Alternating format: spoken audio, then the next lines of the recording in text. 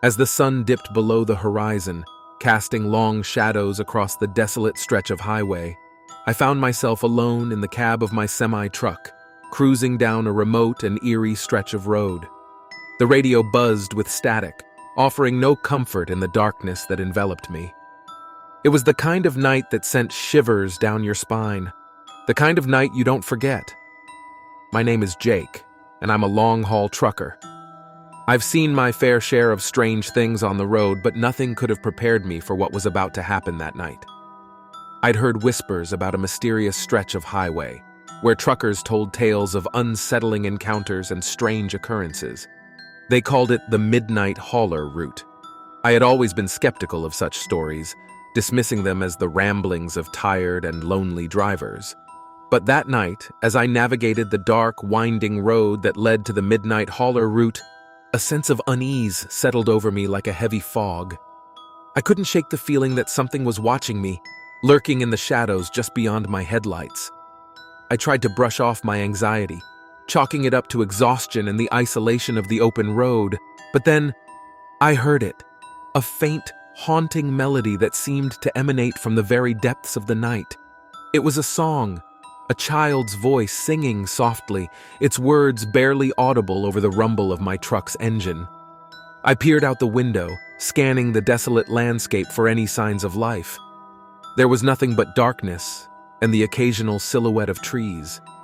The singing grew louder, and I realized it was coming from the back of my trailer. Panic set in as I contemplated what could possibly be back there. I pulled the truck to a halt on the shoulder of the road and jumped out, my flashlight in hand. The singing continued, growing more eerie with every step I took toward the trailer. My heart pounded in my chest as I swung open the trailer doors, and what I saw inside froze me in my tracks. There, in the dim light of my flashlight, were rows upon rows of children's toys, dolls with hollow eyes, rusted tricycles, and broken teddy bears. The singing was coming from one of the dolls, a porcelain-faced girl with cracked lips and faded, glassy eyes. She swayed back and forth, her voice a haunting lullaby that sent chills down my spine. I stumbled backward, slamming the trailer doors shut, my mind racing with disbelief. How had these toys ended up in my trailer? I had no memory of loading them, and there was no logical explanation for their presence. Drenched in sweat and trembling with fear, I climbed back into the cab of my truck and sped away from the scene. The singing grew fainter and fainter as I put distance between myself and the haunted cargo in my trailer. As I drove, I couldn't help but think about the stories I had heard of the Midnight Hauler route, of truckers who had disappeared without a trace, their trucks found abandoned on the side of the road, their cargo replaced with the same eerie toys. I knew I had to get rid of that cursed cargo, but every attempt to do so seemed to lead me back to the same desolate stretch of highway. It was as if the road itself was conspiring to keep me trapped in its sinister grip. Days turned into weeks, and I became increasingly paranoid and sleep-deprived.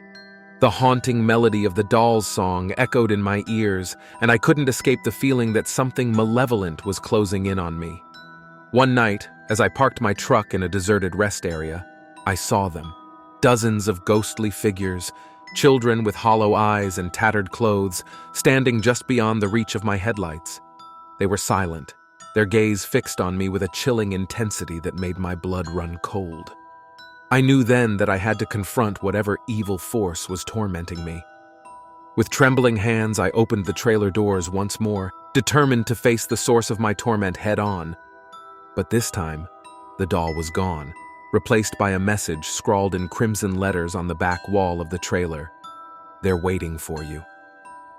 A feeling of dread washed over me, and I turned to see the ghostly children slowly advancing, their eyes filled with hunger and malice. I sprinted back to the cab of my truck and sped away, the children's eerie wails echoing in my ears. I never returned to the Midnight Hauler route, and I eventually managed to rid myself of the cursed cargo. But the memories of that night continue to haunt me, and I can't shake the feeling that I narrowly escaped a fate far worse than I could ever imagine. To this day, I warn other truckers to steer clear of the Midnight Hauler route. For there are forces at play on that desolate stretch of highway that defy explanation and defy belief. It's a true trucker horror story, one that will stay with me for the rest of my days, a chilling reminder that some roads are best left untraveled, and some mysteries are best left unsolved.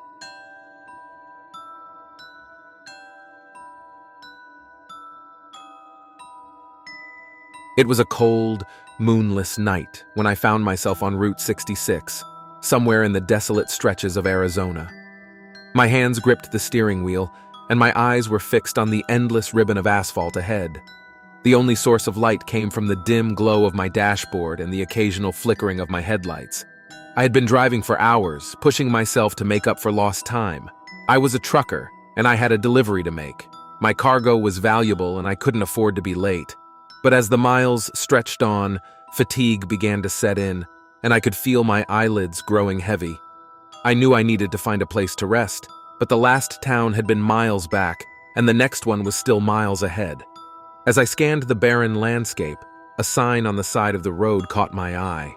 It read, "Blackstone Motel, 10 miles ahead." I sighed with relief and decided to make a pit stop there. The road leading to the motel was eerie, to say the least. The asphalt was cracked and faded, and there was an unsettling stillness in the air. The only sound was the low hum of my engine as I approached the motel. It looked like something out of a horror movie, a dilapidated 2-story building with broken windows and peeling paint. I parked my truck in front of the motel and stepped out. The air was icy, and a shiver ran down my spine.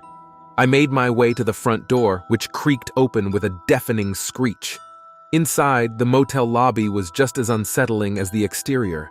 Dusty furniture lay in disarray, and a thick layer of grime covered everything. A bell on the front desk rang as I entered, and an elderly man with a long white beard appeared from the shadows. He gave me a toothless smile and greeted me with a raspy voice. "Welcome to the Blackstone Motel, stranger. Room for the night?" I nodded, too tired to be picky. He handed me a rusty key and pointed towards the staircase. "Room 237, upstairs on the left. It's the only one we got." As I climbed the stairs, I couldn't shake the feeling that something was off about the place.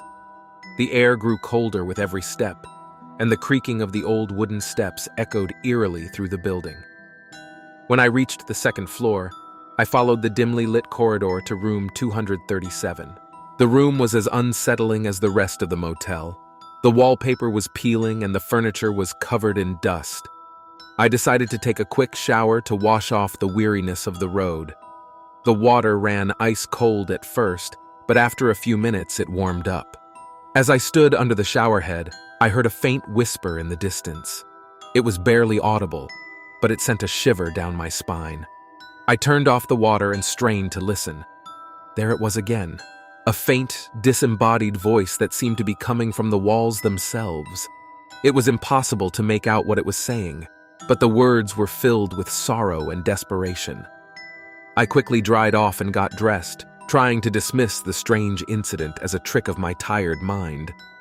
But as I lay in the creaky motel bed, I couldn't shake the feeling that something was terribly wrong. The whispering continued, growing louder and more insistent with each passing moment. I couldn't take it any longer. I grabbed my flashlight and ventured into the hallway, determined to find the source of the haunting whispers. The corridor seemed longer and darker than before, and the air grew colder with every step. The voices led me to a door at the end of the hallway, a door that bore no room number. I pressed my ear against the door and listened intently. The voices were unmistakably coming from inside. I hesitated for a moment before slowly turning the doorknob. The door creaked open, revealing a room plunged in darkness. As I stepped inside and shone my flashlight around, my heart skipped a beat. The room was empty, save for an old, dusty mirror hanging on the wall. The whispers had grown into a cacophony of mournful voices, filling the room with an eerie presence. I directed my flashlight beam towards the mirror, and my blood ran cold. My own reflection was distorted, twisted into grotesque shapes. The voices in the mirror grew louder, and the faces of the tormented souls within it became more vivid. Terrified, I stumbled back out of the room and slammed the door shut. The voices had now followed me, echoing in my head, filling my mind with their anguish. I ran down the corridor, not stopping until I reached the lobby. The old man at the front desk looked up as I burst through the door, panic in my eyes. "What's the matter, stranger?" I tried to catch my breath, my voice trembling as I spoke. "There's something in that room, something evil. You have to help me." The old man's eyes narrowed, and he let out a sinister chuckle. "You shouldn't have opened that door, son. You've unleashed something that's been trapped here for a long time." With that, he reached under the counter and produced a rusty key. It was the same key he had given me for room 237. He tossed it to me with a malevolent grin. "You can't escape it now. You're one of us." I fled from the motel, jumping into my truck and speeding away from that accursed place. But the voices still haunt me, even now as I drive the lonely highways of the country. I know I can never escape them, and I can never outrun the darkness that I encountered on that fateful night on Route 66. So, beware, my fellow travelers, for there are places in this world where evil lingers, where the line between the living and the dead is blurred, and where the horrors of the past never truly die. And if you ever find yourself on Route 66, pray that you don't stumble upon the Blackstone Motel in room 237, for the whispers of the damned may never let you go.